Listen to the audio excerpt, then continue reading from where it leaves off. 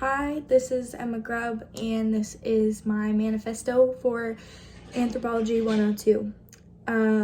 If you see me looking over to the side, my slideshow is over here. I decided to do a slideshow submission as well as a video submission, just because I felt like some of my explanations needed a little bit more of an explanation. So yeah, let's get started.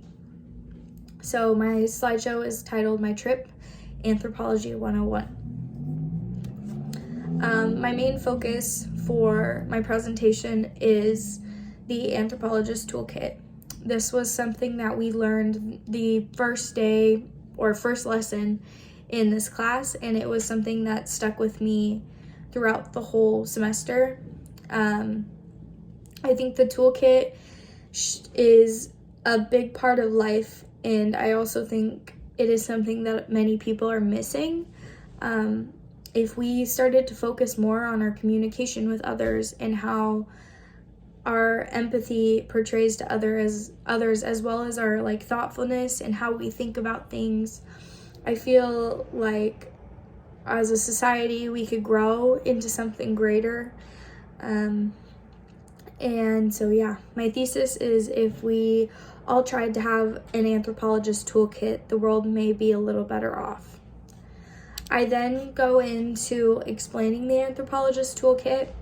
I inserted a quote from Dr. Wesh that I felt summed up best what this toolkit was and why it was important. So what is needed is some method that can be practiced day in and day out that slowly moves us closer and closer towards understanding. It has to be something we can remember when times get hard, something that can keep us on track even when our feelings, emotions, fears, biases start clouding our vision.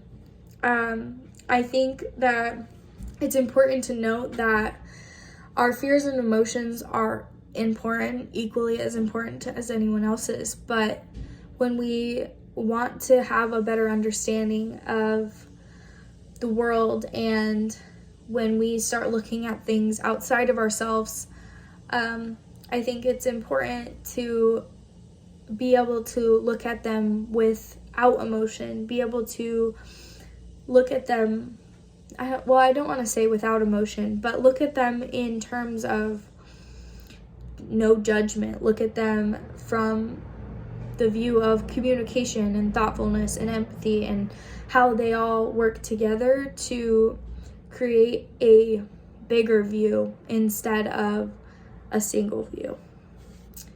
I then go to explaining the three parts of the anthropologist toolkit. So my first is empathy. Most misunderstandings come from a lack of empathy, then loss of the ability to put yourself in someone else's shoes. I gave the example of the supply chain, specifically the t-shirt industry in Bangladesh. I think this example stuck with me most because I am a person who loves clothes and am totally a person of consumerism. But I think it was really important for me to realize that even though most people don't think about where your t-shirt comes from, there are other people that are deeply affected, and when we give in to the commodity fetishism that the text talks about, I think we forget that there are women working in factories in Bangladesh making only $2 a day, and there are other effects like the lack of empathy we have for our planet when we are creating fast fashion and people go buy clothing per the trend, but then when the trend's over, the clothing is just thrown out, and slowly but surely we're losing empathy for people and empathy for our planet. And then what do we have after that? I included this example specifically in empathy because it was something that I wanted to note, not only for myself, but if I ever want to show this to anyone, that not all examples have to be a good example. This is specifically an example that I want to change within myself, and how I view the clothing that I'm buying, and how I view my waste, and what really goes into the things that I'm using and consuming, and who is it affecting. So yeah, empathy. Then I go on to talk about thoughtfulness. Cross-culturally, being able to understand others can be hard. Humans naturally sit in a place of egocentrism. Our ways are always the best, but with doing so, we neglect to highlight the realities, the struggle, the love, and the community. I think thoughtfulness for me plays more into the idea that we need to be able to sit down and think outside of ourselves, and in terms of what this means, ask questions instead of inserting our own biases and creating conclusions for ourselves. My example was fraternal polyandry in Humala. I chose this example because, like many other people, I did have a stereotype for polyandry. If you've seen the TLC show, that's kind of where it came from. I think that it's important to look more into things, do research from a non-biased standpoint, and that this example during class gave me that. So basically, I just talked about how these women in Humala would marry multiple husbands, and it was in more terms than just the fetishizing that people place on it. It was for family benefit. They were growing as a unit and using it in ways that honestly is really, really smart. And it made me wonder why more people don't do that.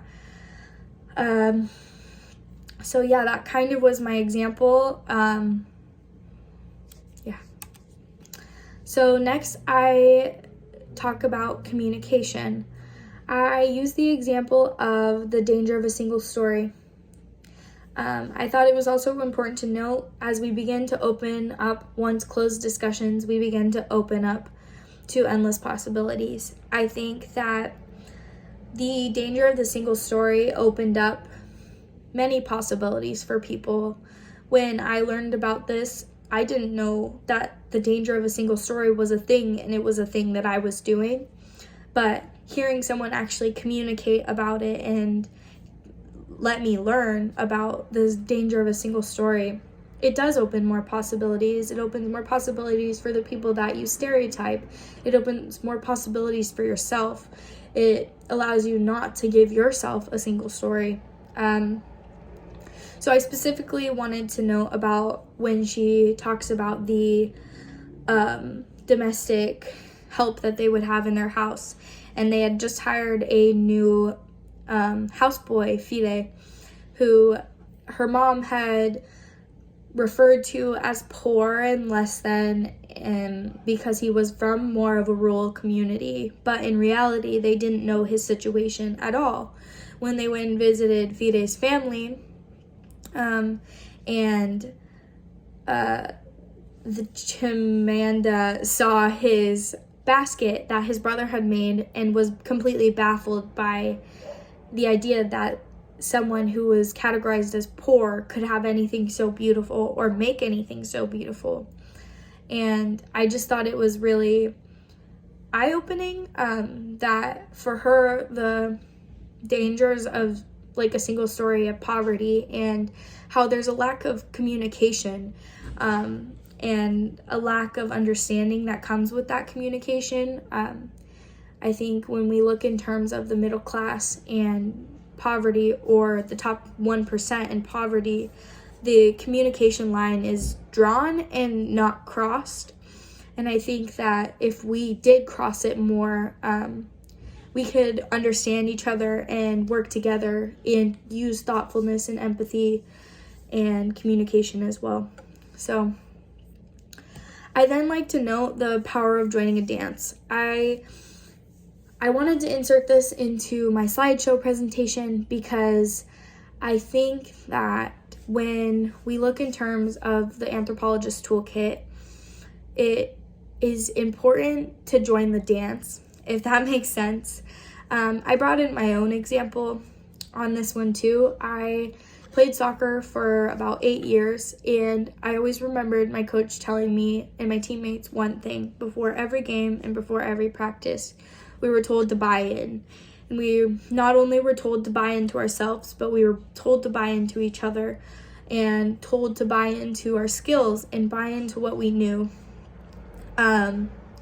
So I just think that if we were able to use that and buy into the Anthropologist Toolkit or join the dance of the people already participating, it would open us up to achieve new things, as well as creating an environment of open-mindedness that could potentially change the world.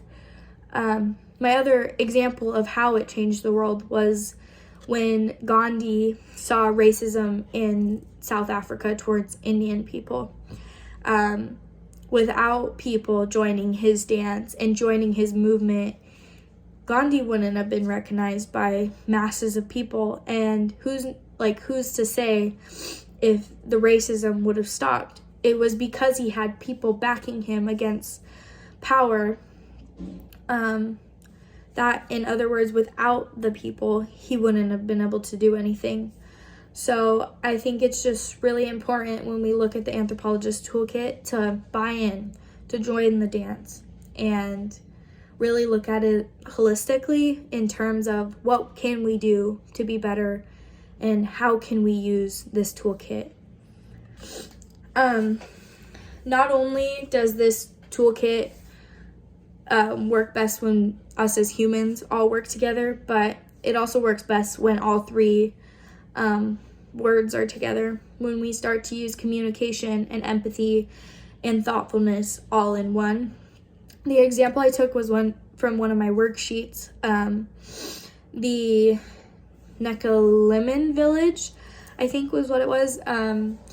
There was practicing of witchcraft, and the misunderstanding of what this witchcraft meant opened up to a lot of bad things. And so I'll just read my example. So when looking into the Nekaliman village, the idea of witchcraft from an outsider can seem far-fetched. But when an anthropologist uses everything in their toolkit, empathy, communication, thoughtfulness, and the 4 ways of seeing, we realize that the witchcraft in the community is so much more than just a superstition blown away in the era of enlightenment with other communities. The Nekaliman community believed that witchcraft was used, making them sick or causing them harm, but when you look at the idea holistically, you realize in so many ways it wasn't dark magic, it was supporting their way of life. So as these women, or as these people would accuse each other of witchcraft, it was witchcraft more in the terms of how we were speaking about others, how we were communicating to others, and how they were treating other people in their community. Their witchcraft was more in terms of people speaking ill on each other and not working together and not creating an environment where communication, empathy, and thoughtfulness can all prosper. So it was deemed as witchcraft. But doing so, people would then go and apologize and work through their issues, unlike a lot of other communities who brush them aside and hold grudges. And I just thought this was a really amazing example, because when we look at this example with the toolkit, you can see the other side of just labeling it as something with a stigma, such as witchcraft.